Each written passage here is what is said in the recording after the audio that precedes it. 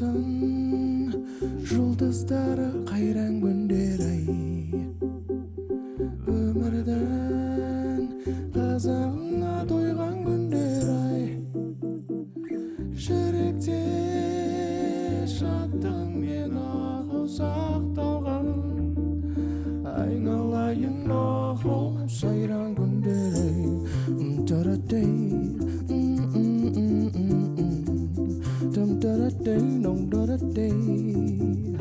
Болады тіршілікте көңіллер қалай, адамды жетелейді сенім алдамай, бақыттан қанатында қол тербеген, айналайын оу серік армандай.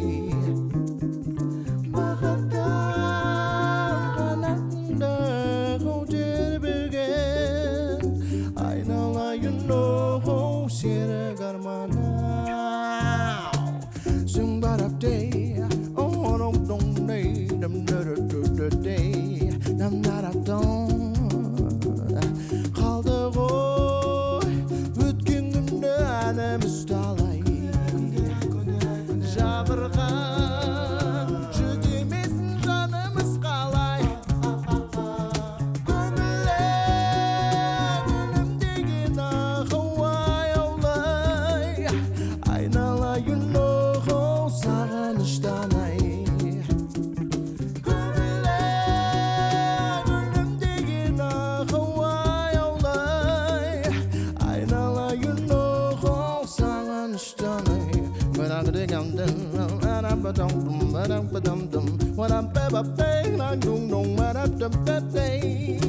Әркімдің келер күнге сенім әр қалай, жүректе қимас күннен көбі қаладай, шырылдай шаттығыңда қауағайын, абайсызды төгіп алмай, шырылдай шаттығыңда қауағайын, абайсызды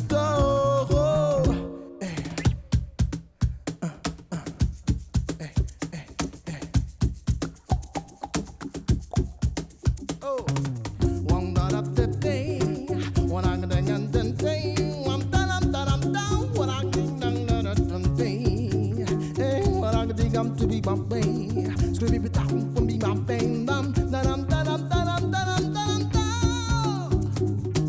When I mean I'm down, but I'm sick bound to be back to be my aim. I'm scared of my head, I'm getting it, I get it, dang that a day. I will the can do it, I will the can do it, I can do it, I will do it,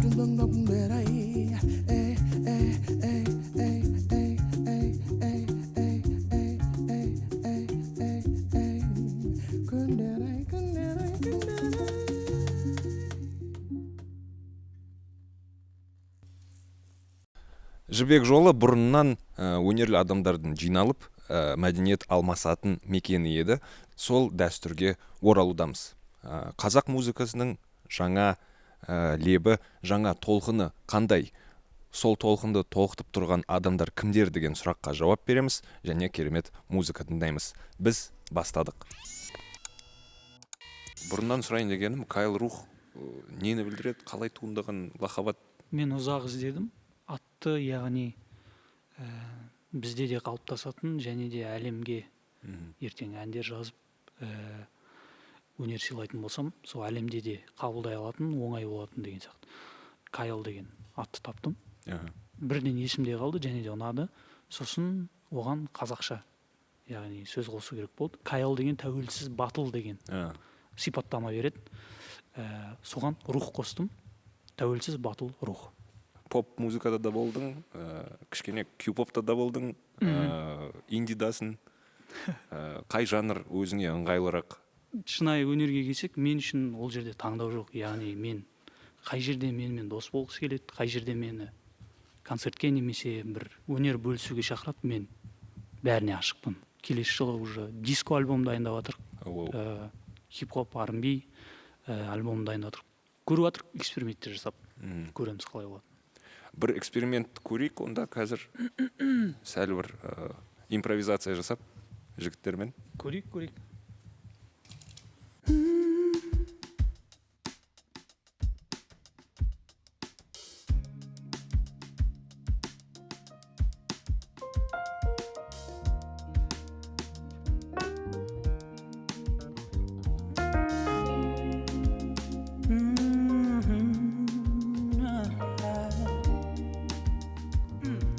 Махаббат сияқты.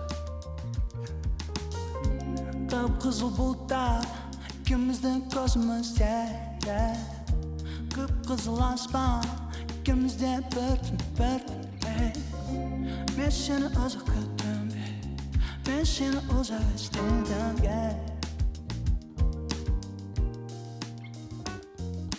Түрлі күмәндар алда екеумізді бостадың. Жүрегіңді құлыптайсың, бірақ мен сені бүгін бақытсыздықта мені алданыспа. Жүрегімде баста, жүрегімде мені сүйеді рас па? Мені сүйеді рас па? Мені сүйеді рас па? Мені сүйеді рас па? Давай припев еще раз, озна. Мені сүйеді рас па? Мені сүйеді рас па? Мені сүйеді рас па? Мені сүйеді рас па? Рас па? Рас па? Үстіңде қызыл көйле жараса көздеріңе, үстіңде бұл махаббат, мендегі ұлтыздар, құлыптардың күмәндар, бізді бұның босқа.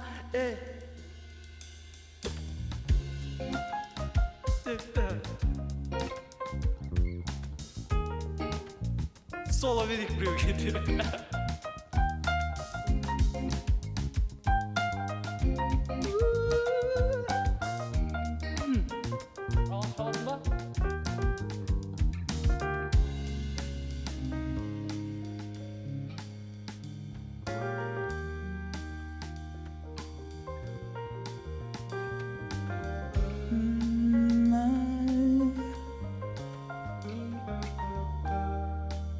Давай, припевки. Сүйетін рас па? Мені сүйетін рас па? Айтшы, мені сүйетін рас па? Мені сүйетін рас па?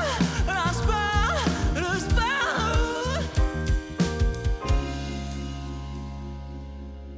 Мені сүйетін рас па? Бәрекелді.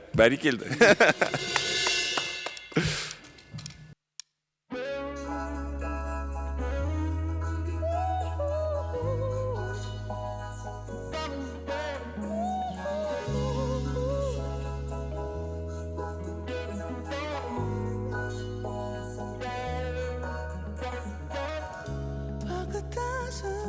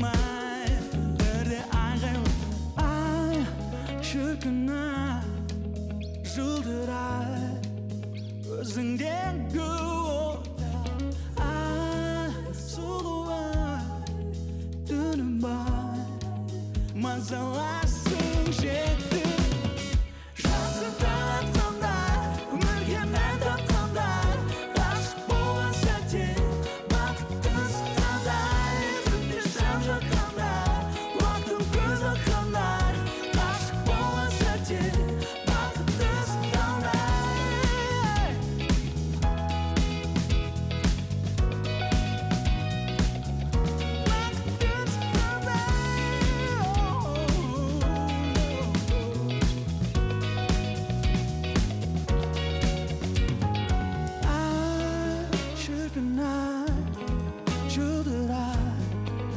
көзіңдегі ота сұлуым түнім бар мазаласып жетті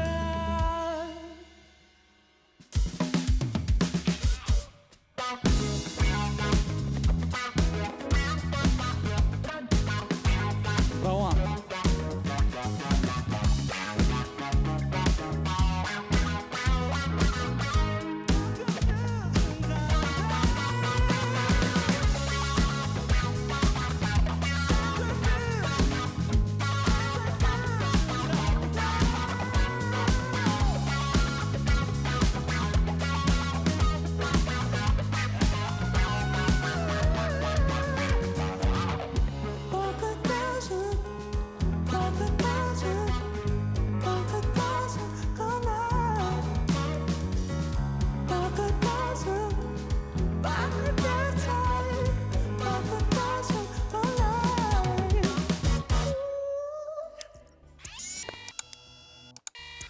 ал Аршат, көңіл күй қалай?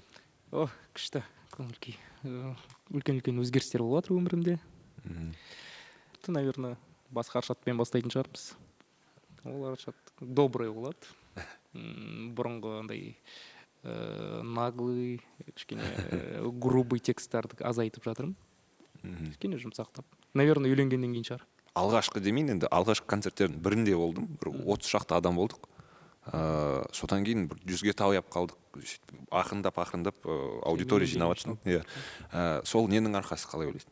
Музыкаға деген, наверное, сенімнің кетпеуі менен. Кейде болады, мүлдем айналысқым келмей, жауып тастап, болды, жазбаймын, қайтамын деп, кішкене ашуға салып, сондай болып кететін кездер болады. Но былай сөзбен айтсам да, іште жүрегіммен әлі бүйтіп қоштаса қойған жоқпын. Сенім шығар, әлі жетелеп келе жатқан, жаймендеп, штук-штукпен жинап келатқан. Бір эксперимент жасап көреміз ба? Басқа бір жанрда деген. Басқа жанрға давайте көрейік.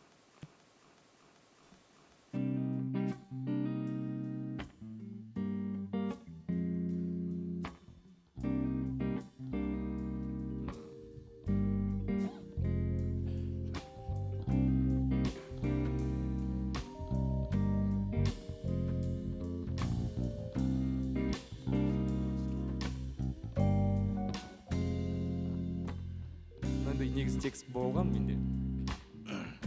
Попробуй. Кішкене дютқа ұқсайтын шығар, наверное. Таңғы сағат 5-те түсесің еске, оятайын десем кешпе. Таңғы 5-те түсесің еске, таңғы сағат 5-те түсесің еске, оятайын десем кешпе. Таңғы 5-те түсесің еске, аяғым шаң-шаң топыра жүргенде қопыра, бүгін келіп қалдық бүгін тағы тоқыра.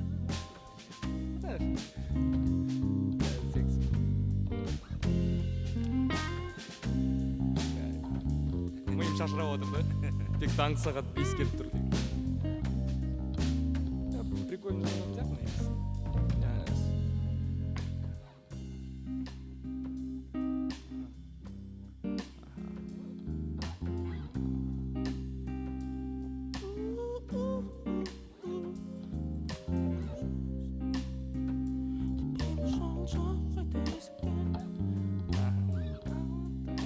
Сондай фальцетпен келетін кайф сияқты.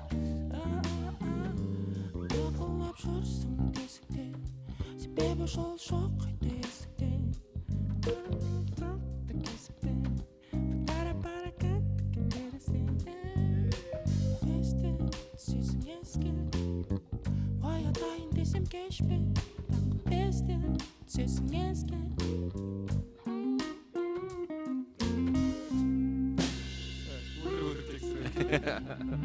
Рахмет, өте күшті болды. Әдемі. Мынандай ән тыңдайтын. Да, ой, рахмет. Осындай жаңа аршаттан бір өзіңдер. Жалпы жаңа толқын туралы сөйлесейік. Ғалымжан Молданазар деген кісіден басталды. Сол кездері өзім жағымнан айтайын. Сол кезде ғалымның әндерін тыңдаған кезде вау. Ғалымнан шабыт алған жастар көп деп ойлаймын өз басым. Өзім де шабыт алдым ол кісіден. Жаңағыдай кішкене вообще бұрын айтпаған едім. Сол кезде ашуланып қалдым, бірақ қазір үлкен алғыс білдіремін. Сөйтіп айтқанына Қазақстанға бір Ғалымжан Молданазар жетеді деп айтты. Мен жаңағыдай юношеский максимализммен неге өйтіп айтасыз деген сияқты. Кішкене ашуланып қалдым да жаңағыдай от крайности до крайности сразу ғалымға ұқсамайтын жанрлар шығып кеттім да. И сол сөзім маған түрткі болды. Басқа жанрларды жаңағыдай зерттеп, қарап, өзімді сол жанрларда көруге, түрлі эксперименттерге сол бір сөзі маған түрткі етті деп айтсам болады. Жалпы осы толқын көптеген бір салалардың дамуына үлес қосып жатқан сияқты да. Тілдің дамуына, эстрадының өзгеруіне қалай ойлайсың?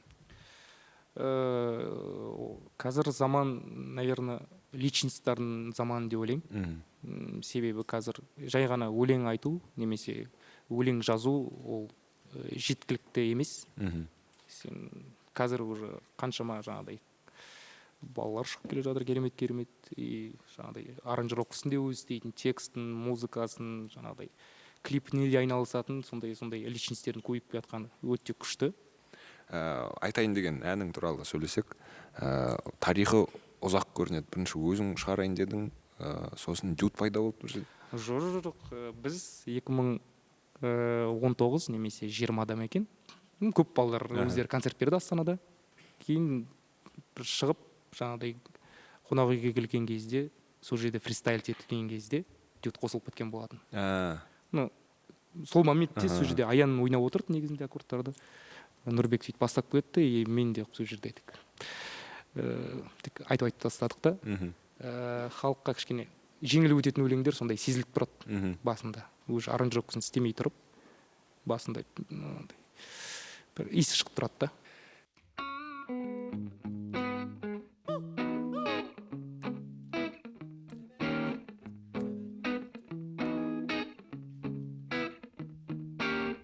Ғашықпын саған, барамын өртеніп жан. Мен ғашықпын саған, сенсің ғой армандағаным. Сен салыстырып қара, көрсетем тек мендегі барын. Мен ғашықпын саған, шын ғашық. Жаным жақындарыңға ұстайын беліңнен, кіндік астына кірмеймін, сипалайын теріңнен. Сенде көрмей себебі сезіп тұрмын жарқын жарықты, қызықсыз өмір қалыпты, сенде жалықтың. Бұған дейін түрлі түсті өмірге алып, бұл қаншасын қылдың құл. Емең жел жалауын тартып бақыт, бір еркектің бірі, бірақ маған бәрі бір емес, кейін болады кеш, санаңда ойыншы. Мен ғашықпын саған, әуенімменен емдейін. мен ғашықпын саған, Қашанға дейін білмейтін. мен ғашықпын саған, әуенімменен тербейін. мен ғашықпын саған, шын ғашық. Көшеде жол ауа райы, онда сені сүйіп ауырайын. Жазылатын әнде мен де дайын, жылы күлкіңе жамылайын. Бар болайын, жоқ болайын, жаныңа лесте табылайын. Күл болайын, шоқ болайын, жаныңа лесте. Ғашықпын саған, барамын өртеніп жан. Мен ғашықпын саған, сенсің ғой армандағаным. Мен салыстырып қара, көрсетем тек мендегі барын. Мен ғашықпын саған, шын ғашық.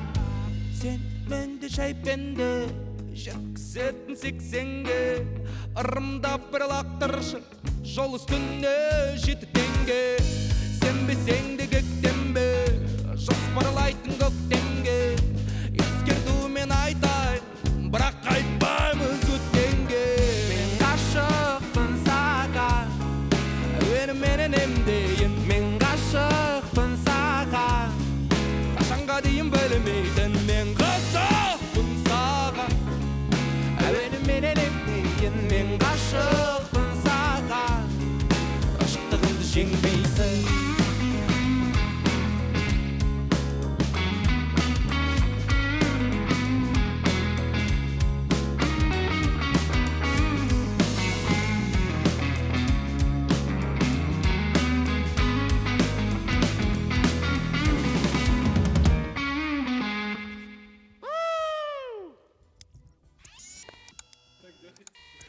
осы отырған отырыс бір ғанибет емес пе деймін. Жалпы неге күн жарық? Біз алғашқы Қызылордадан Алматыға келген кезде карантин басталды. Сол уақытта Бекарыс бар, Ғани деген ағам бар. Сол үш бауырлар Ғалымжан ағаның студиясында қалып қойдық. Ол көше күн жарық деп аталатын.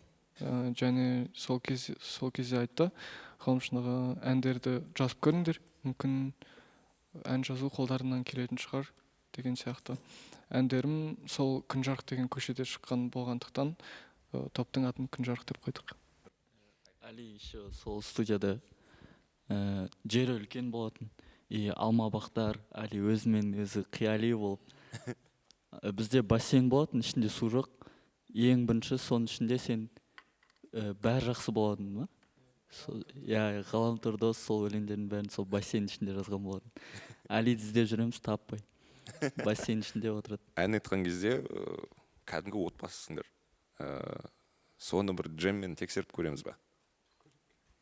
Бір әндеріңді ерекше бір орындап берсеңдер.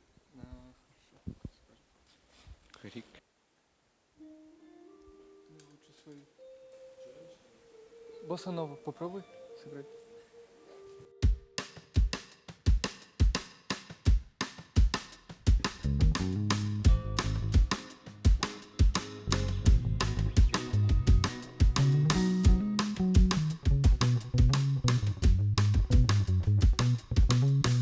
Келер әлі де менің уақытым күтіп тұр алдыда менің бақытым деп едім түсіндім қате сиқыр күтуге жоқ екен менің кетеді уақытым мен күттім біле тұра дертің керек бармақ тістеп күндерім жалғанса қараңғы екен ертеңім шыңда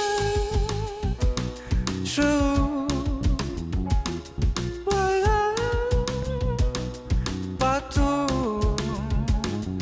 таңдау көру өмір сүру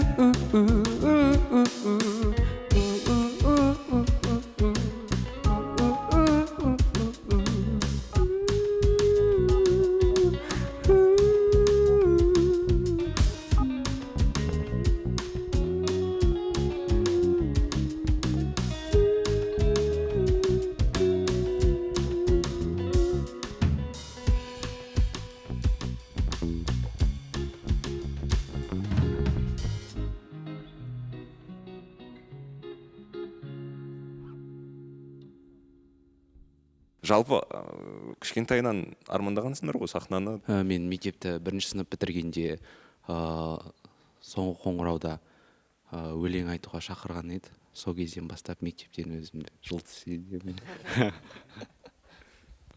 Кішкентай кезімнен сахнада жүрмін, бірақ әрқашанда сахнаға шықсам қобалжып. Басқа аспаптарда ойнайды. Қандай? Клавишалық аспап деп айтуға болады. Ол маримба, ксилофон және вибрафон деген аспаптар. Ішінде көп нәрсе жоқ. Жаңа толқын туралы сөйлесек. Бірер уақытта көптеген жастар шықты, тәуелсіз. Неге бір уақытта көптеген осындай әншілер шықты? үлкен сөйлесіңіз. Жоқ, негізі бұрыннан келіп жатқан осы әншілер көп, топтар көп жиналған. Қазір просто бізде мүмкіндік пайда болды. Себебі бұрында балалармен жүрсек, жылына 1 рет, 2 рет қана бір сахнаның, не знаю, түрін көреміз. Көреміз. Қазір бірнеше айда бірнеше рет болады. Мысалы, қазіргі былай баламалы әншілер ғой, классикалық эстрада емес. Олар есейіп эстрадаға айналып кете ма, әлде бір әлемдік деңгейге шығарып жібере ма бұл толқынды? Сондай бір көзқарастарың бар. Бәріміз жақсыға сенгіміз келеді. Әлемге шығатындай осы біздің қазақтың өнері. Жалпы біз тілдің мәдениеті көптің құлағына тараса, басқа тілдес адамдарға да жетсе, әрине біз қуанышты боламыз. Басқа да ұлттың адамдары бізге дайректке хатқа жазып жатады. Осы әндеріңіздің арқасында біз қазақ тілін үйренгіміз келеді. Қазақ тілінің әдемілігін, сөздеріңізді түсінгіміз келеді деп жазған кезде шынымен бір мақтаныш сезімі оянып, өзімізге сондай жақсы сезімде боламыз деген сияқты. Ондай болса, сол әндерін тыңдап жіберейік. King, пейілің кең, келбетің тең, сондай көркем. Сен теңізтерің, жұмбақ неткен жайлы мекен. Сағынам қасымда отырсаң да,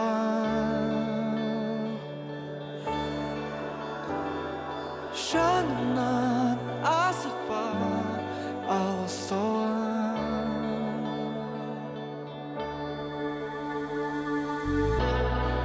Мен сені таптым, сен мені таптың. Мен күніңмін, сен менің айым.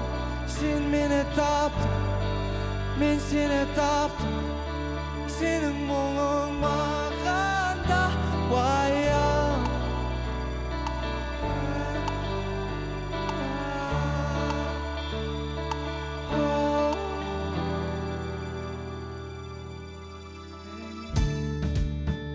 Өз-өзімнен алыс кетсе, мән жоқ десең, сен жедел жәрдем құшағым ем қайта сенен.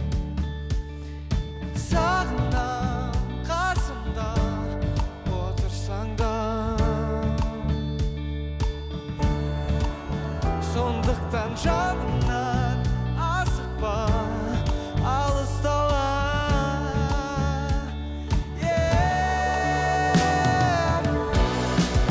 Мен сені таптым, сен мені таптың.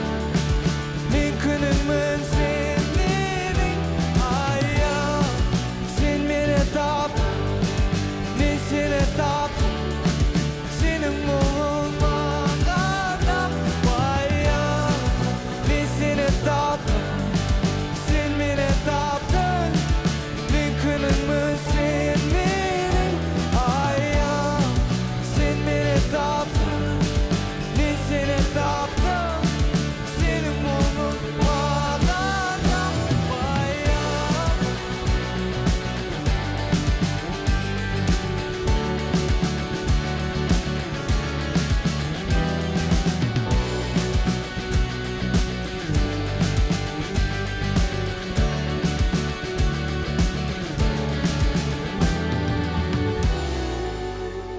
Сенен өртеген тербеген шындықтан шығарам есімнен. Сипаған басымнан, қолыңнан күш алам, ән салам, ұшам. Мен сені таптым, сен мені таптың. Мен күніңмін, сен менің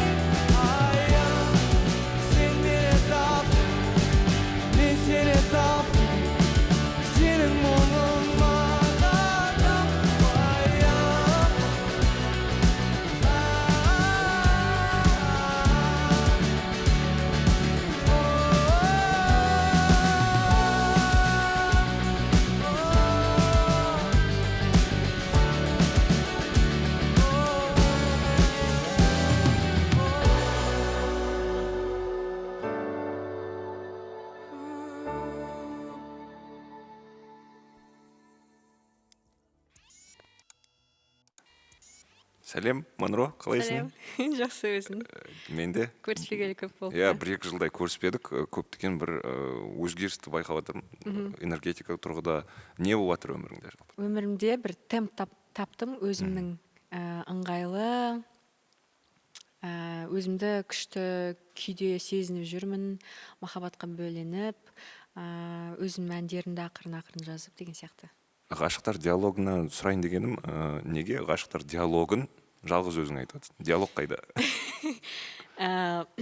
Жалпы екі жақ бір болады. Яғни менің әнімде айтылған сөздер, текст, ол тек қана әйел айтпайды, немесе ер адам ғана айтпайды. Олар екеуі де сол сұрақты қойып айту мүмкін. Жауап іздеу мүмкін. Яғни мен романтизированный махаббатқа қарсымын.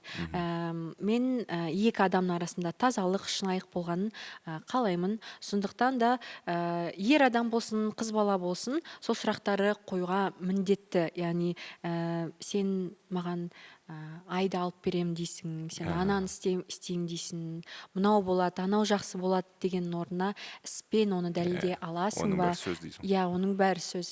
Іспен дәлелдей аласың ба? Сен өзіңді алдап жатқан жоқсың ба, ең бастысы? Содан егер өзіңді алдап жатсаң, мен сені құтқаруға дайын емеспін. Егер де сен мені алдасаң, онда кешір, мен оны біліп қоям, мен сенімен болмаймын деген осындай менде бір қағида, иә. Оны бәрі естісін деген. Содан мен шабыт алдым, жаңағы екі жастың арасындағы махаббаттан, сезімнен. Әндерді қалай жазасың? Бір реті кеп қала ма, әлде бір скрупулезно отырып қазбалайсың ба әндерді? Қазіргі сәтте жаңа мен өзім темпімді таптым деп айттым ғой. Одан бұрын мен керемет бір не іздейтін смысл. Онда сенің жаңа темпіңді жігіттермен іздеп көрейік, сәл бір джем өткізейік. Кеттік, көрейік.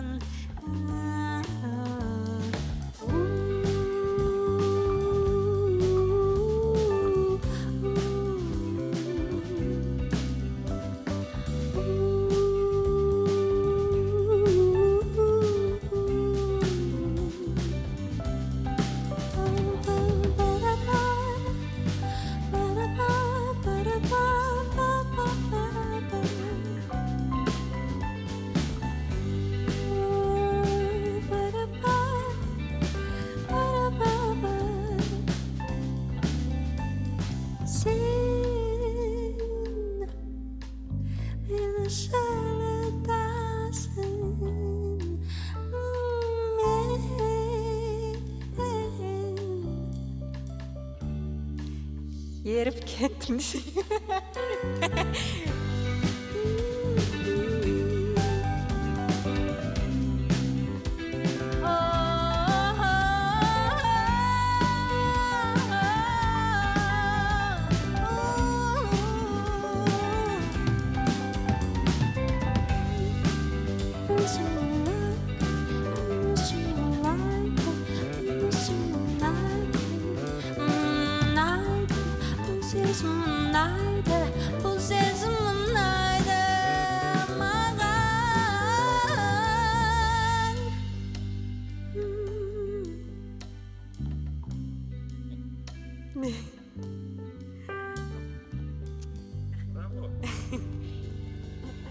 Хей, Монро.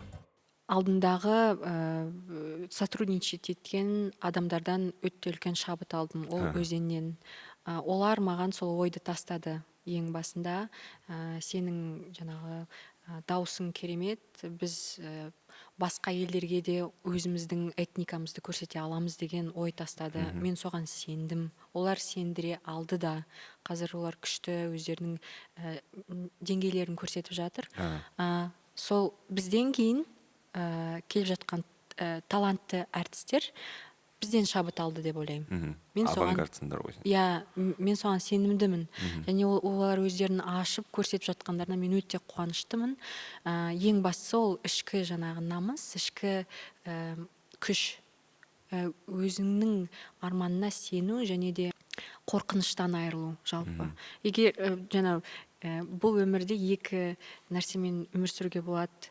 Ол қорқынышпен немесе махаббатпен. Егер сен махаббатпен өмір сүрсең, онда көп есіктер ашық. Керемет ойлар. Жалпы ойларыңа ғашықпын негізі. Бұрыннан. Саған да.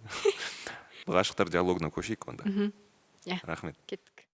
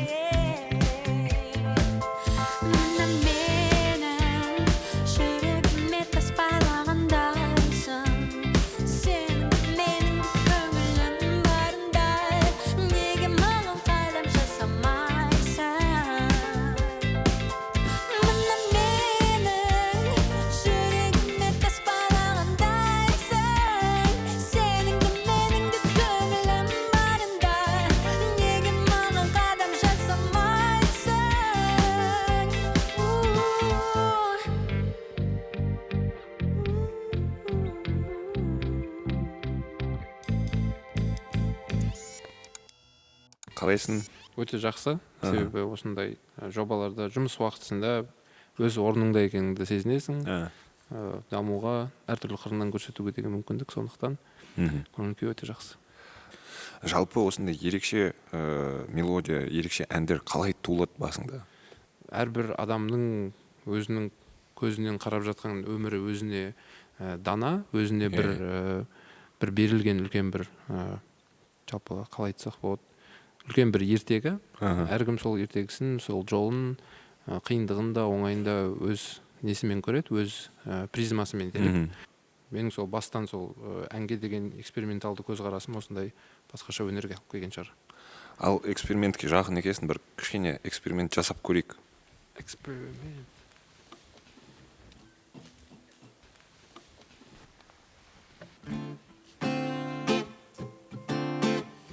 осы бір алда өткен бір 2 апта алдын жазған шығармын.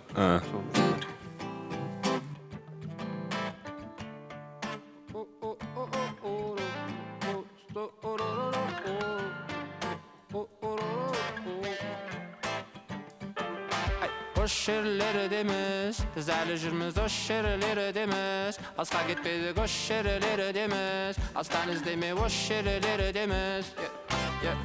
Жетеміз баяу болса да, төзім төгіліп толса да. Қазанға отын салыңдар, бірге қайнап араласып, наурыз көже болса да. Сұрама, біз әлі ош жерлердеміз, біз әлі жүрміз ош жерлердеміз. Астан іздеме ош жерлердеміз, асқа кетпедік ош жерлердеміз. Тереңдеп, тереңдеп, елімдеп, елеңдеп, қақтары кереңдер, тыңдарман көрермен, сендермен қарайқам, сендермен көгергем, келесем келермен, бересің берем деп, төндіріп төбеңнен, өмір беса, көреңге, бөреңге, өмір беса, көреңге, бөреңге, өмір беса, көреңге, бөреңге, өмір беса, көреңге, бөреңге, өмір беса.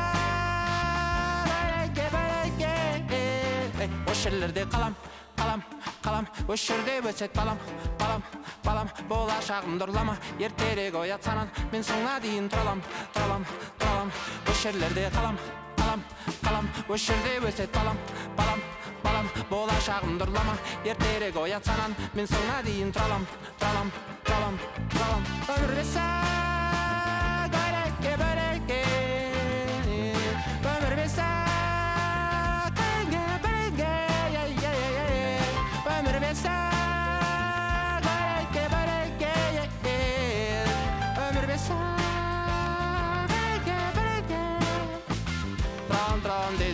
Таусылғанша демім, сенен келген сенім, сені кебем деді.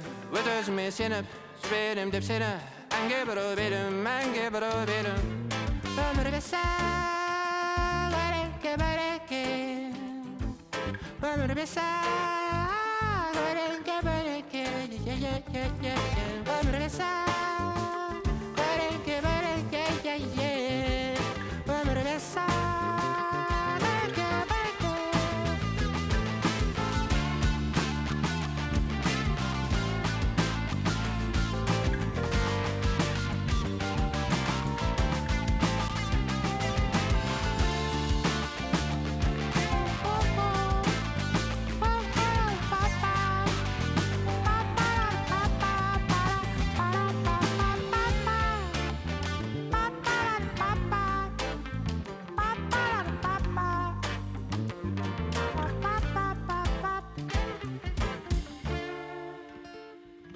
Негізі оңайлау жанр, балдар сразу біліп кетті. Бөлек бір толқын болып отыр тәуелсіз музыка деген. Неге дәл қазір шығып жатыр? Оған себеп не болды? Қалай ойлайсың? Тәуелсіз музыка болды. Бірақ қазіргі уақытпен салыстырсақ, бізде көбірек ойын тікелей судай таза жеткізіп жатқан азаматтар бар. Менің ойымша енді біз өз-өзімізді алдамай, ешкімді алдамай, бар шығармашылығымызды шынайы бөліссек, жарқын болудан басқа жол жоқ секілді. Өмірде орысша сөйлейтін, бірақ сонда қазақтар бар ғой енді көбісі орысша сөйлейді, бірақ қазақша, орысша мектепте оқығаннан кейін тыңдап келіп қазақ тіліне ғашық болып жатады ән арқылы. Әрине ол мені шабыттандырады, таңғалдырады. Сендер мысалы классикалық эстрадаға, продюсерлік музыкаға балама болып келдіңдер. Сендерге балама болып кім келеді ертең, қалай ойлайсың?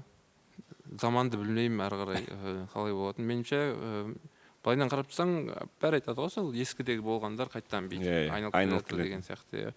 Айналып келгенде енді соны көшіріп, былай жапсырып бере беру емес. Енді ол жерде жанр жаңарып, ескіден сәл алып, жаңадан кішкене алып, ой жеткізесің. Ол жеткізген ойың сол заманның айнасы болу керек қой. Сен ол кезде сол ескі сөздерді мен сенің күйем сүйемді қойып айта алмайсың оны. Заман өзгерген сайын біздің сана да өзгереді. Сананың күрделі болады. Өте жұпын естілетін шығар, өз-өзіңді алдама деген.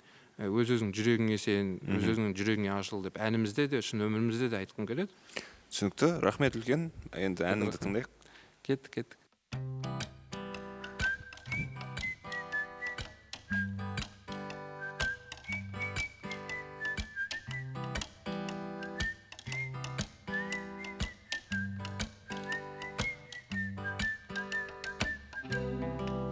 Кетен деп қайта оралдың тағы да, сенбейсің махаббаттың барына. Айт онда оралуың не себеп, керегі мен емеспін жаныңа. Күн батты ертең тағы келем деп, ал түнде мен жүремін елеңде. Әкетіп барат болдың алысқа, сен жаздың бәрі жақсы болар деп.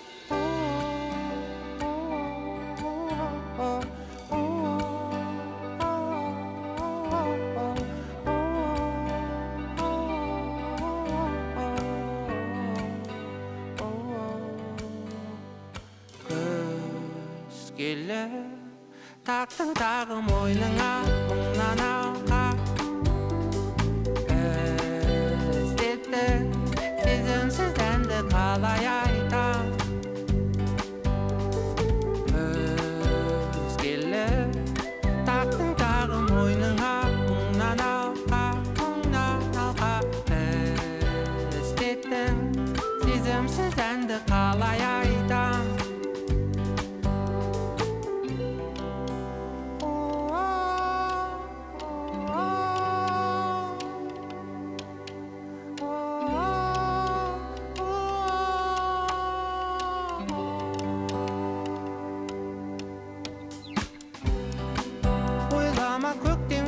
Табан деп, сезімсіз жүрегіңді маған бер. Себебі уақыт саған емемен, жүрегіңді аш та бәрін ала бер, ала бер. Жүрегіңді аш та бәрін ала бер, ала бер. Жүрегіңді аш та бәрін ала бер, ала бер. Жүрегіңді аш та бәрін ала бер, ала бер.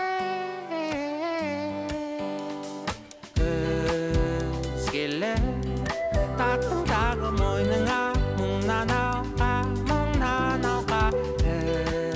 іздеттің сезімсіз әнді қалай айтам, қалай айтам. Күз келіп тақтың тағы мойныңа, мұңнан алқа іздеттің сезімсіз әнді қалай айтам.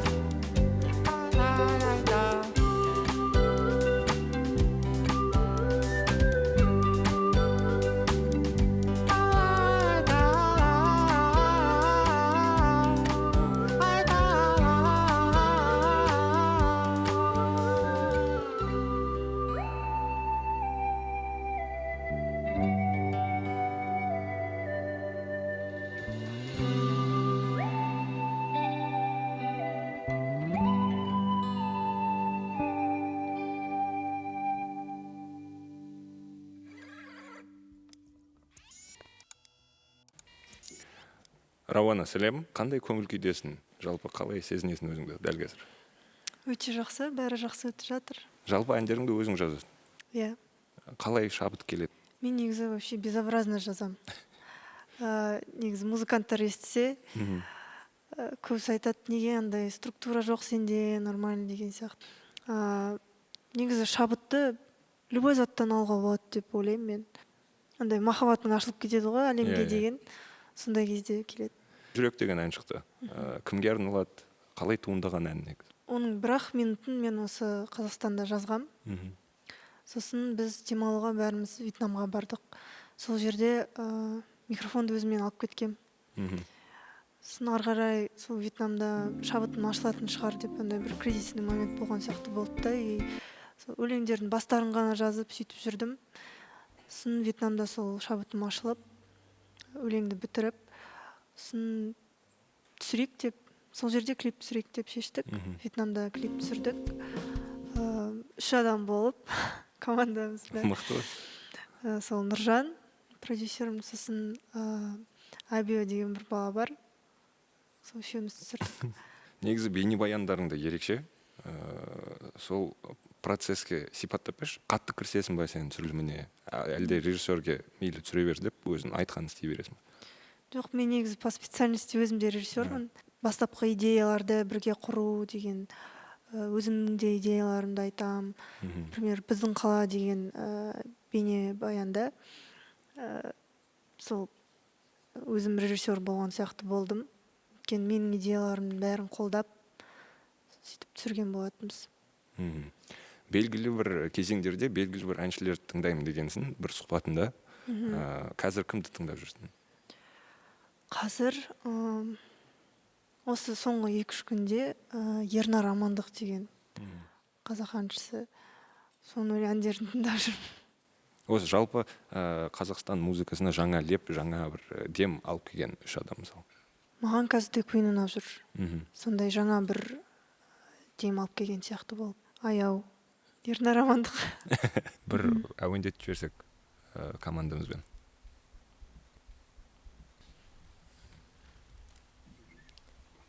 Так, я начну?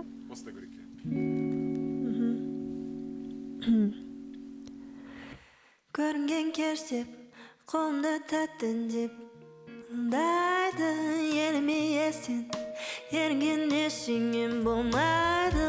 Ормандай, армандар ешқашан өз болмай, қайранай, бұрынғыдай, енді ешіңем болып топылмай, керек емес лектерім таусылмай, шөлім қанбай, бізге ешқашан жақпайды, көз тоймайды, тәтті қудай, бір көрсем біз шайқай, өзіме жан досым ол, қиындықтар келер тосын көп, мазасыздық күнге ұнайды, кезектесем мұңмен айлы сол, сөнген бояу, елестетсек болашақты мінсіз ақ, бірақ оған жеткізбей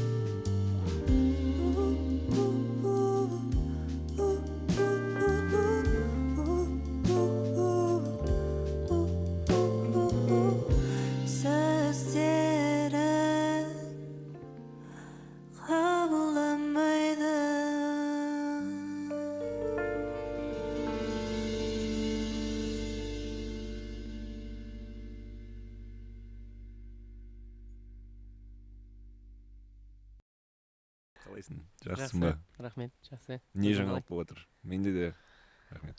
Менде факт, бүгін менің бұл бірінші сахнам. Ең бірінші сахнам. Рахмет. Өте қуаныштымын. Осындай үлкен сахнада өнер көрсетіп жатқаныма, өз әніммен. Қызық. Байқағаным, көктемде ән шығардың, күзде ән шығардың. Иә. Жаз бойы не істедің? Жаз бойы демалдым. Бір ай Кипрда тұрып келдім. Мен бір ай жатып сведение үйреніп алдым. Сведение, мастеринг. Қазір өзімнің әндерімді өзім өңдеймін. Шабыт алып келдің ба, былайша айтқанда? Ондай ештеңе болған жоқ, өтірік айтқым келмейді. Шабыт керек болса Қызылорда барам. Туған жерде дейсің ғой. Иә, ол жақта Америкада бар, Африкада бар, Турцияда бар, басқа да бар. Сол. Бүгінгі лайнапта, былай қарап тұрсаң, көптеген өте қызық лақап аттар бар. Неге лақап атын жоқ? Көбісі бір 30-ға келген кезде өзінің лақап атын айта алмай ұялып жататын адамдар бар. Сондықтан сондай қателікті қайталамау үшін өзімнің атым Ғани. Актерлік бір тәжірибең болды. Иә. Жалпы не көбірек ұнайды саған? Әрине ән бе әлде? Ән біріншіден. Өйткені мен бүйтіп актер ретінде ізденіп бір кастингке барып деген сияқты ондай мүлде болмаған. Көп жобалар шақырды, қазір түспей жүрмін. Бүкіл назарымды осы музыкаға бөлгім келіп тұр.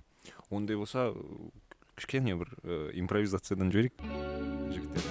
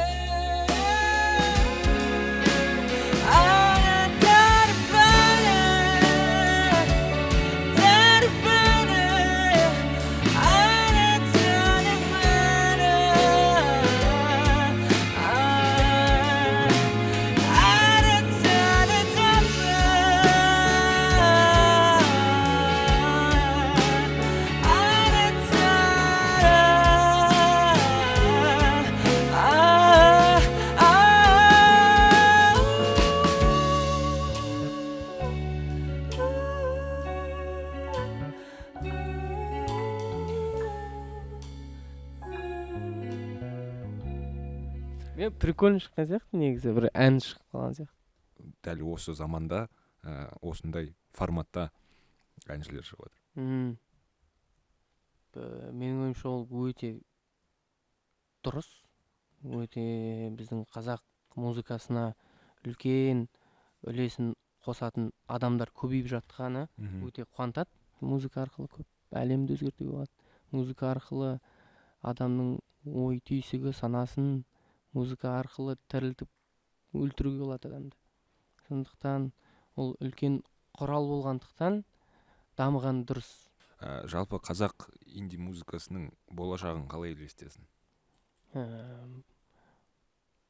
Өлмейтін әндердің қатарында тұратын жанр ол өзіңіз білесіз, инди музыкасы деп ойлаймын. Сондықтан ол үлкен қазір өзінің қанатын жайып келе жатқан үлкен жанр. Сондықтан ойлаймын, келді қазақ музыкасына инди жанры. Қош келдің. Қош көрдік.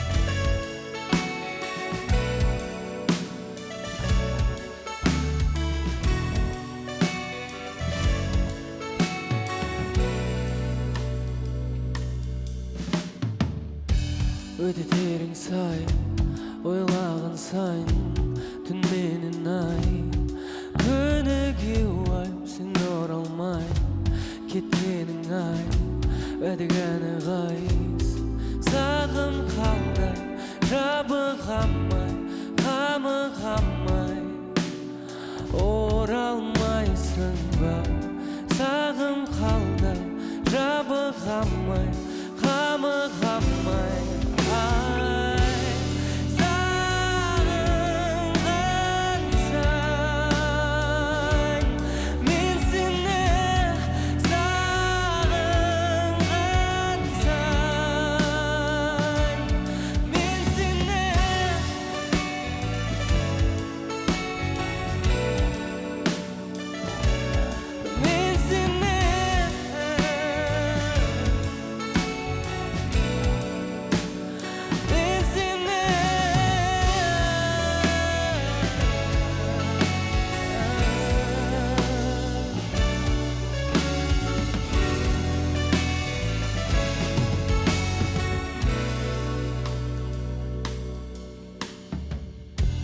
Қалай басамай, сенің қалған қайғы, уәдегені ғайыз, сағым қалдай, жабығамай, себебін ай, өзің маған неге олай қаладың, таба алмадым жауабын, өңшін күмән, басқаны сен таңдадың, шынымен де қалауын.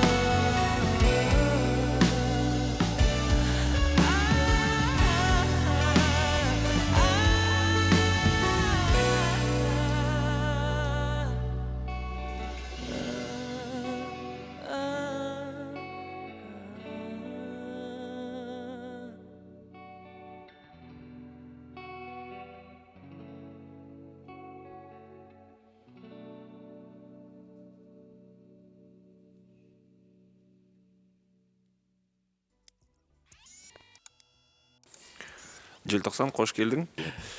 Бүгін жаңа толқынды жалпы талдап жатырмыз, зерттеп жатырмыз. Неге дәл қазір шығып жатыр? Оған себеп не болды? Қалай ойлайсың? Көп факторлар бар сияқты. Енді негізгі фактор меніңше сол доступность, демократизация ғой негізінде, өнердің демократизациясы, ол манағыдай халыққа жеткізудің жолдарының дамуымен пайда болған сияқты. Ол манағыдай көптеген адамдардың кішкентай ғана қалай айтсам техникалық күштің көмегімен адамдар өздерінің музыкасын шығаруға мүмкіндігі пайда болды біріншіден. Екіншіден оны таратуға мүмкіндіктер пайда болды. Мынандай интернет арқылы болсын, көптеген құралдар пайда болды деген сияқты. Платформаларға шығару оңайырақ мысалы. Соның арқасында деп ойлаймын. Жақын арада концертің өтті, алғашқы концертің, қателеспесем. Иә, үлкен алғашқы концерт. Құтты болсын. Рахмет. Ойдағыдай болды ма? Ерекшеліктері қандай болды? Осыда енді ерекшелігі бір концепт болғанда дайындық үлкен болды. Енді халықтың саны, халықтың бір қолдауы үлкен болды. Сосын барып әндердің жаңа версияларын жасадық. Мен үшін, мен ойлағанымнан негізі жақсы өтті. Өзіме де көңілім толды. Сахнада қалай ұстағаным, қалай айтқаным бойынша да шынымен де желтоқсанның перформер ретінде, орындаушы, сахнаға шығушы ретінде қазір бір өзім үшін жақсы дәрежеге келген сияқтымын. Бізде бір сюрприз бар. Қазір сол перформерді сынап көрейік жігіттермен. Перформанспен еще шығармашылықтың екен қосылған нәрсесі осы жатқан сияқты.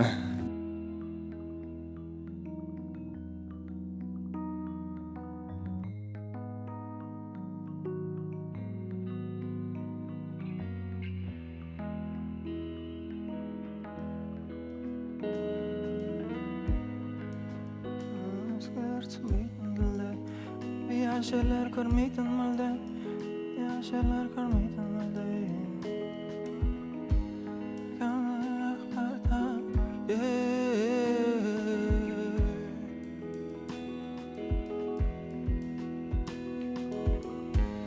Kimning akbarda mesi baqitqa,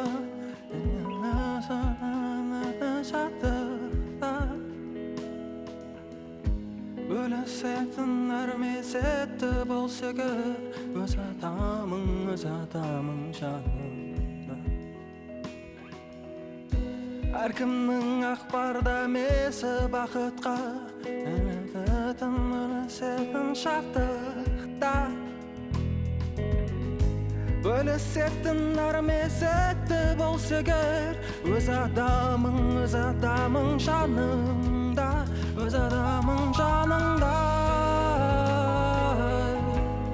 Öz adamın canında Öz adamın canında Öz adamın canında Öz adamın canında Öz adamın canında Bizden әңгімелер өзгелер түсінбейтін тілде Құпия жерлер көрмейтін мүлде Өзгелер білмейтін мүлде Сүйіп оқитын кітаптар ашат есіктер Әлемдерге өзіменен ерт Екеуміз құрған сөрелерді Сының өрімдері жоқазындай көрінеді Сенен асқан көркемдік бетінде бар ма сірә Болмысыңның өрімдері жауқазындай көрінеді Сенен асқан көркемдік жер бетінде бар ма сірә Әркімнің ақбарда месі бақытқа Өмір сүріп жылылық пен шаттықта Бөлісеттің әрмесетті болса көр Өз адамың жанында Өз адамың жаныңда Өз адамың жаныңда Өз адамың жаныңда Өз адамың жаныңда Өз адамың жаныңда Өз адамың жаныңда Әркімнің ақбарда месі бақытқа Өмір сүріп жылылық пен шаттықта Бөлісетін әрмесетті болса көр Өз адамың жанында Лақабатыңа тоқталсақ. Желтоқсан деген ол маған тәуелсіздік рухы Тәуелсіз музыканы сақтап қалу, тәуелсіздік музыканы алып жүру деген сияқты ол. Бір жағынан өзіме де бір андай ремайндер сияқты да, андай тәуелсіз болып тұру керек сен музыкаң деген сияқты. Сол бір оймен негізінде алдым сондай желтоқсан деген атты. Нүктесі бар соңында, ол қайдан шықты? Нүкте, желтоқсан нүкте, солай болып қалады деген сияқты. Әніңе тоқталсақ, өте бір күрделі ән, аспаптары мықты деген сияқты, түп нұсқасын қарағанда. Қалай туындаған ән ол? Теңіз ол The Бұхарс деген топпен жасалған ән. Бұхарс жобасының аясында деп айтсақ болады. Жалпы концепция бойынша енді ол мұражайда тұрған аспаптар, бірақ біз оны шығарып, ол біздің аспаптар, ол біздің эмоцияларымызды сол аспаптар арқылы да жеткізуге құқымыз бар. Біз жасай аламыз оны деген сияқты бір ой болды. Сол оймен негізінде, енді мен дұрыс түсінген болсам, маған солай жеткізілді. Енді маған ол ой ұнады. Түрлі аспаптарды ойнайтын кісілермен жиналып, қосылып, мана сол аранжировканы жазып шықты. Кейін сол ол 1 жылдан астам созылған процесс болды негізі сол теңізбен. Енді менің өзімнің ең жақсы көретін әндерімнің бірі жалпы шыққан.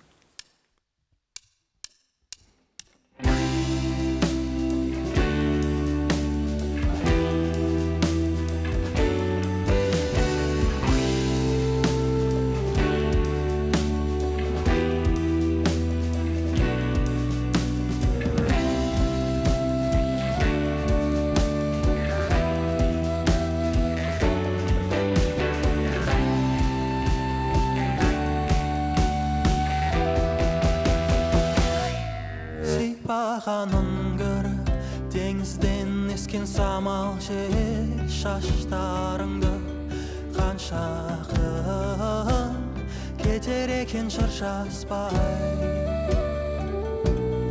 ымдағанын көріп бағынбай сатқын көздер ғашықтығыңды қанша әнші кетер екен ән айтпай асау сезім асау жүрек асау сезім асау жүрек бол түрек маған бол түрек маған бол түрек сексен қыш садағы серуенге мен сені ғана тұтқындап әкетер сенің кеудеңде өскен сезімдерді Стокгольм синдромы деп білем тепе теңдікті ұмытып жүргенде қыл көпірмен өту оңай көрінеді ұмытам себебі ойым бір сенде бұны екерін жұмбағы деп білем асау сезім асау жүрек асау сезім асау жүрек бол түрек маған бол түрек маған бол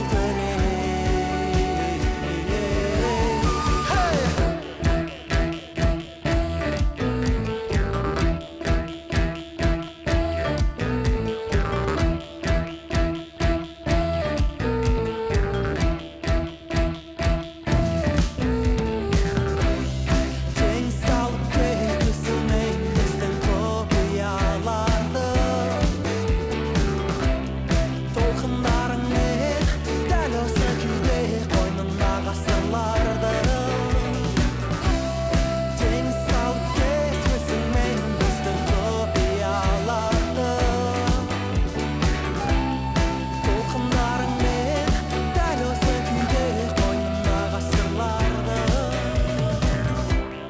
тең салып кетесің біздің құпияларды толқындарыңмен дәл осы күйде қойнына ғасырларды тең салып кетесің біздің құпияларды толқындарыңмен дәл осы күйде қойнына ғасырларды тең салып кетесің біздің құпияларды толқындарыңмен дәл осы күйде қойнына ғасырларды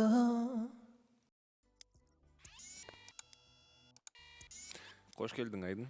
Естуімше, әндерді көбінесе ызаланғанда жазасың. Өте көп, мысалы сен жыл сайын альбом шығарасың, өте көп ызаланатын сияқтысың ғой.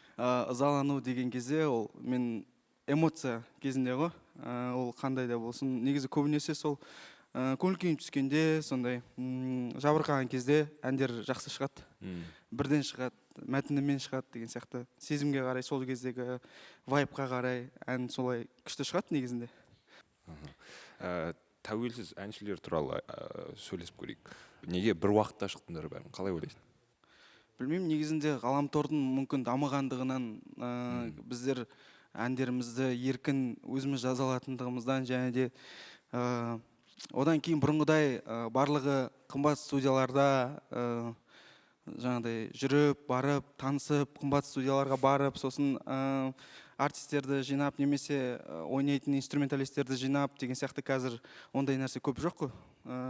Қазір көбіне сол кез келген ноутбугі мен микрофоны құлаққабы бар адам ән жасай алады негізінде. Сол жағынан қолжетімді болғандықтан көптеген өзінің жаңағы әнші болуға, артист болуға армандап жүрген адамдар сол кезден бастап шықты деп ойлаймын негізінде. Жеке өнеріңе тоқталсақ.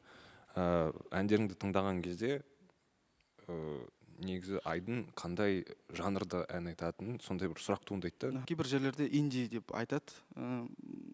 Мүмкін солай да шығар, бірақ мен сол әр кезеңде бір өзіме Инстаграм болсын, ютубтан болсын, солай артистерді зерттеп жүрген кезде стильдер ұнайды, жанрлар ұнайды, жасаған әндер ұнайды. Сол кезде солардыкін өзім көріп, соларды үлгі ретінде алып, өзімнің әндеріммен бірге солай араластырып жасаған жақсы көремін. Ол жерде тек қана шынайылық болу керек екенін енді түсіндім. Шынайылық болса, кез келген ән өтеді деп ойлаймын, ұнайды деп ойлаймын адамдарға. Өзіңді мысалы рок жанрында көресің ба? Болады көруге, бірақ әзірге ол жаққа қарай билет алған жоқпын. Негізінде болады, кез келген мен барлық әртүрлі эксперименттерге ашықпын негізінде. Рокқа билет алмаппын дейді, рок жасап көрейік. Бір билет алып бер жүрін. Бір билет алып бер жіберейік Айдынға. Эконом класс жарайды.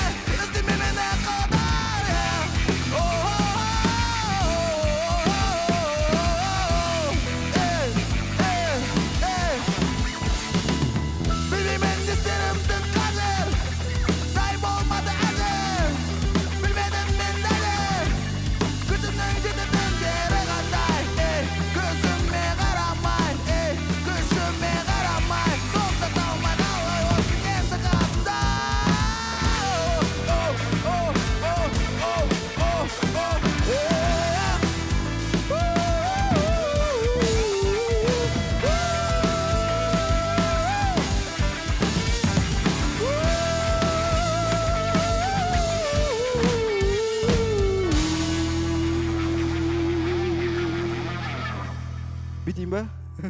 Ұнады ма өзіңе? Білмеймін. Қалай екен? Андай қызық. Күшті жалпы. Күшті.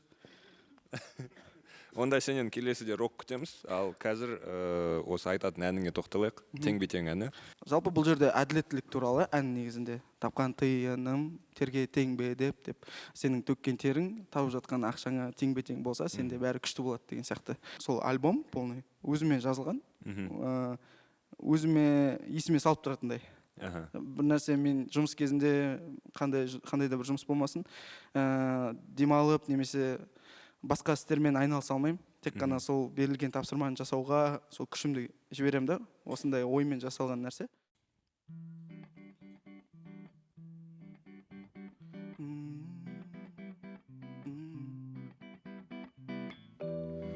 Тапқан тиының терге тең бе деп,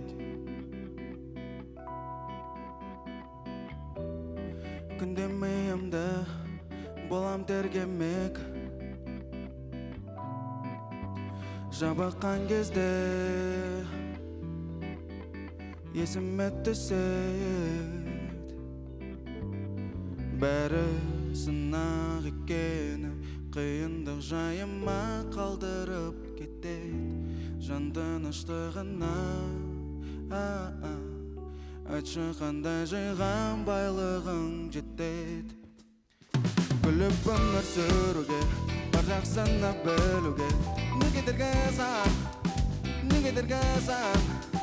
бұл өмірдің мәніне жету үшін әлі де. Неге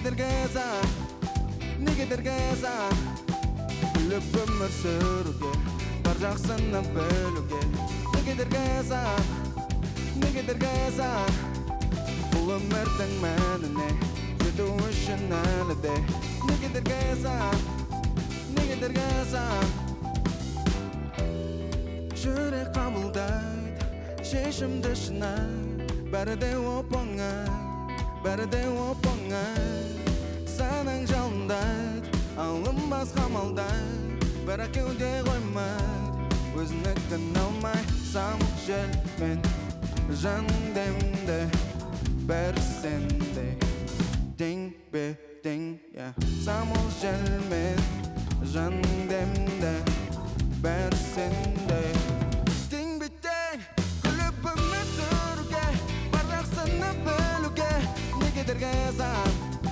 Неге дергізам бұл өмірдің мәніне жету үшін әлі де. Неге дергізам күліп өмір сүруге, бар жақсыны білуге. Неге дергізам бұл өмірдің мәніне жету үшін әлі де. Неге дергізам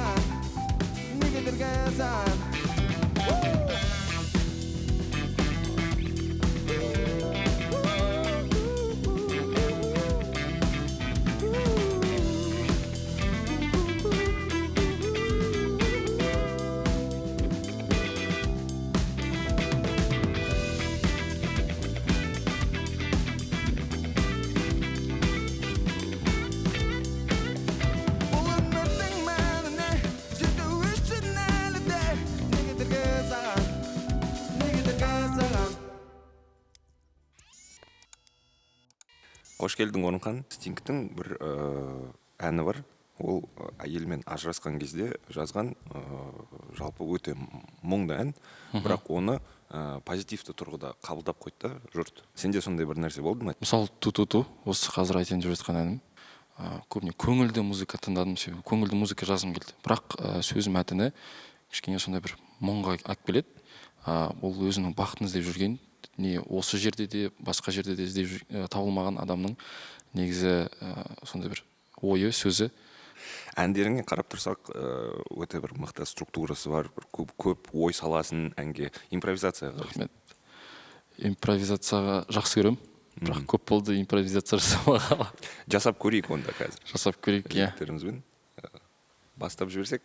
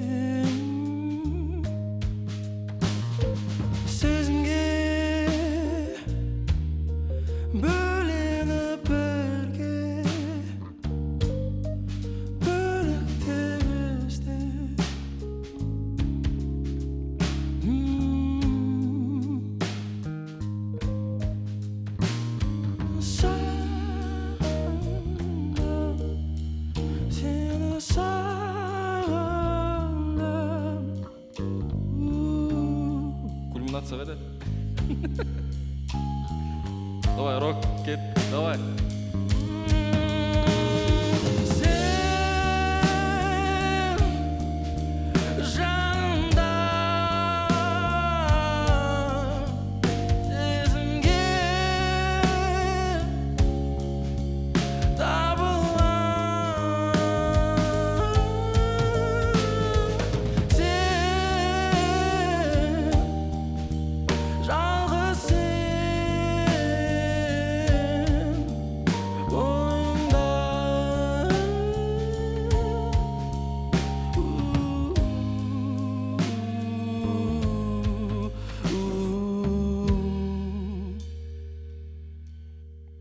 Мұңды бір нәрсе болып кетті. Күшті болды негізі. Иә. Рахмет жігіттер. Сен мүсіншісің, қателеспесем. Мүсін салу мен ән жазудың бір ұқсастықтары бар ма? Міндетті түрде қай өнер болсын, бір-бірімен байланыстырам. Орысша айтқанда параллель еткізем. Сондықтан мүсінде де өзінің процестері бар. Ән жазу, мысалы стиль, мысалы салыстырма айтқанда классиканы мен мүсіндегі таспен жұмыс деген сияқты деп өзім есептеймін. Тас өте алып, өте сондай қатты материал, сондықтан ол жерде қателесуге болмайды. Сондықтан оған өзінің бір бөлек процесі бар, өзінің инструменттері де бөлек, және де асықпай отырып, әр миллиметрмен сен ақырындап артығын алып тастайсың. Сол сияқты да бір үлкен қиын музыкада да сол сияқты ол джем деп есептесек, шамамен осы рэперлар көп не істейді ғой, джем жасайды, жаңағыдай флоу айтады, ол пластилинмен жұмыс деген сияқты. Себебі пластилин өте жұмсақ. Мысалы, саз балшық, глина ол да сондай жұмсақта. Сол сияқты ол жерге көбінесе эмоция тез-тез, сол сезімді тез-тез көрсету, импульс сол сезімді. Инди ол сол аралас жанр бөлек. Бәріне ұна бермейді, бірақ та сондай өзінің мұңды, көбінесе қара материалдармен, қоңыр материалдармен сондай жұмыс деген сияқты. Неге дәл қазір инди жанрында жұмыс істейтіндер көп? Адамдар көп іздене бастады. Қазір музыка қолжетімді болды. Қазір шынымен музыка өте көп күнде шығарып жатыр, және де адамдар көп ізденісте, көптеген музыкалар өздеріне әртүрлі жаңа әртістерді тауып жатыр. Тек бізде ғана емес, басқа шет елдерде. Тек инди ғана емес, меніңше әртүрлі де жанрлар көп дамып жатыр. Ердің өміріндегі маңыздылығы туралы айтып берсең. Басының меніңше маңыздылығы өте зор. Алдыға итермелейді.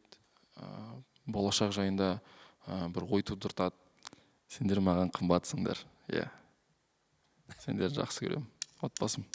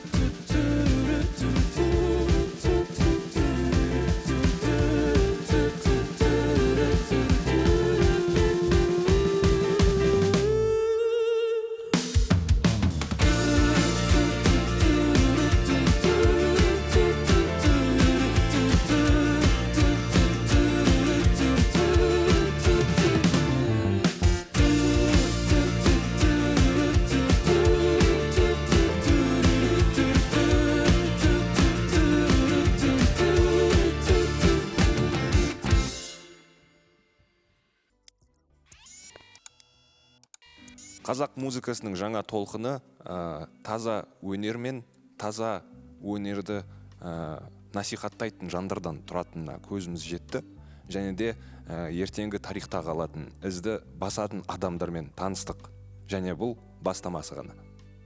Егер ешкімге ұқсамай жаңа бағытта, жаңа стильде, басқа адамдарға ұқсамай жасайтын болсаңыз, музыканы ешқашанда қолыңызды түсірмеңіз, өйткені біз үлгі ретінде сіздерге көрсетіп тұрғанымыз осы. Музыка деген ол пайда әкелетін зат емес, ол өзіміздің келешек ұрпаққа не қалдыратынымыз, ізіміз, сол ең басты мақсат деп ойлаймыз. Бұл толқын шамамен бір 10 жыл шамасында пайда болған шығар. Ол андеграунд, ол жердің асты, ол ешкімге керек емес, тек өзіңнен басқа гитараңды арқалап барасың, тыңдайтын бір ары кетсе бір 100-200 адам бар.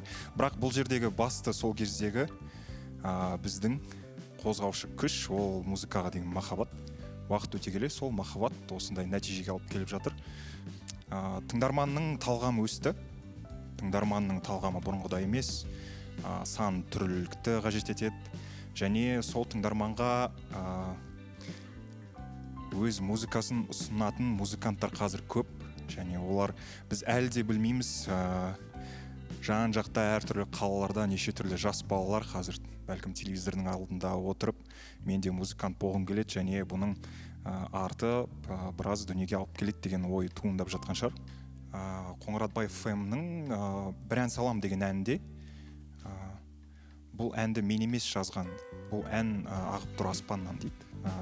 Біз бәлкім жай ғана бұл музыканы, кейбір әндерді біз өзіміз емес, жай ғана бізге келеді, біз жаңа өткізушіміз, проводник дейді. Сондай мүмкіндігіміз бар, біздің музыкамыз өзіміз үшін сөйлесін.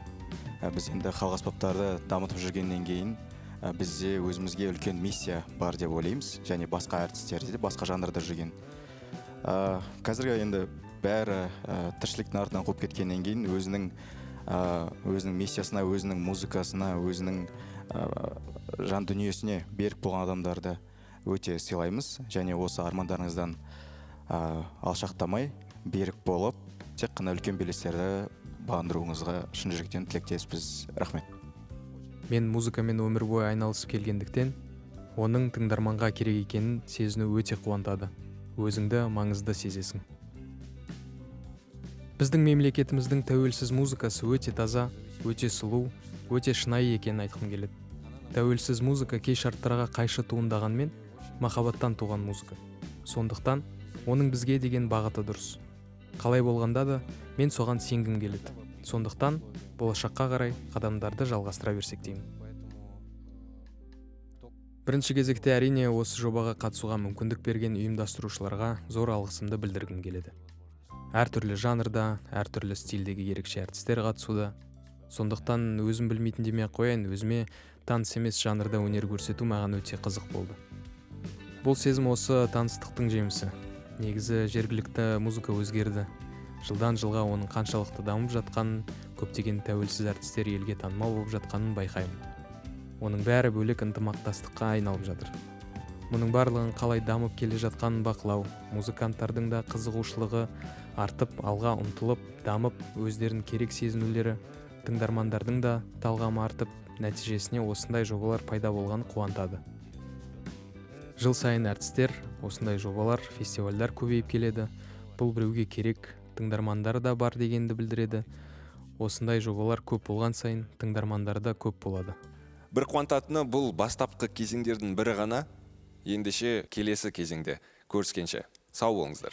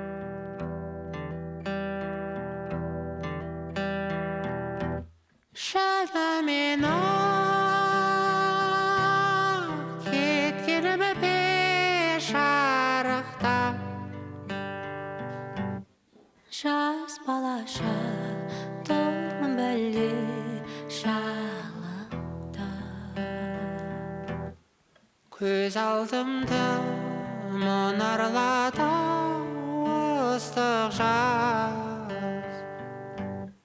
Қайтадан бір қараяншы анықта.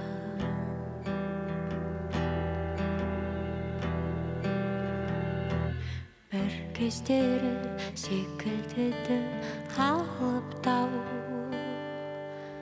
биік төбе аласырып қалып тау. Басындағы әсбабамның бейітін енді бүгін қиын боп тұр анықтау. Көрген сайын көңіл кірі аршалар, әркімнің ақ туған жері бар шығар, бірақ маған сенсіз әлем тар шығар.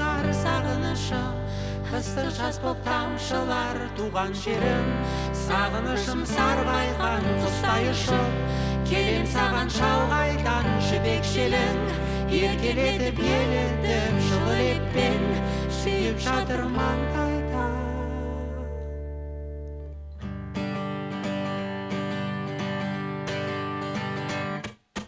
Шынымен ақ кеткенім бе шарықтап, жас балаша тұрмын бәлде шалықтап. Көз алдымды мұнарлады ыстық жаз, қайтадан бір қарайыншы анықтап.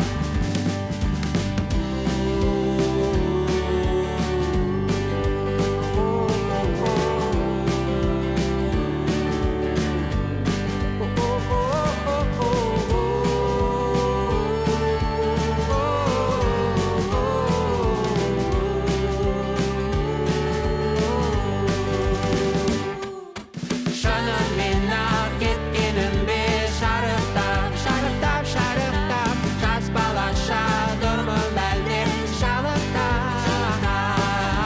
Көз алдымды мұнарлады ыстық жаз, қайтадан бір қарайыншы анықтап. Қайтадан бір қараяншы анықтап. Қайтадан бір қарайыншы анықтап.